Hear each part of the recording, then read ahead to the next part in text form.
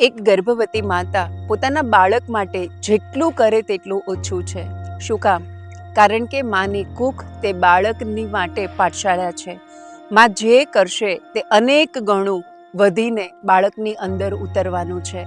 હવે તમે એકવાર ખાલી વિચાર કરો કે જ્યારે માં કુદરતી જગ્યા પર છે, કુદરતને માણી રહી છે, સૌંદર્ય રસને માણી રહી છે, અદ્ભુત રસને માણી રહી છે, ત્યારે એ માતાની અંદર કેટલા સકારાત્મક ફેરફારો થતા હશે. બાયોકેમિકલ્સના ફોર્મમાં, એમના સ્વભાવમાં, એમના વિચારોમાં, એમની પ્રકૃતિમાં. અને આ જ માતા જ્યારે ટીવી જોવે છે, મોબાઈલ જોવે છે, મોબાઈલ્સમાં રીલ્સ સ્ક્રોલ કરે છે, ત્યારે એ માતાની અંદર કેવા ફેરફાર થતા હશે. કદાચ તમે આ ચિત્ર કલ્પના પણ કરશો ને તો પણ તમને ખ્યાલ આવશે કે બાળક ક્યાં વધારે ખુશ છે, બાળકનો વિકાસ ક્યાં વધારે સારો થઈ રહ્યો છે.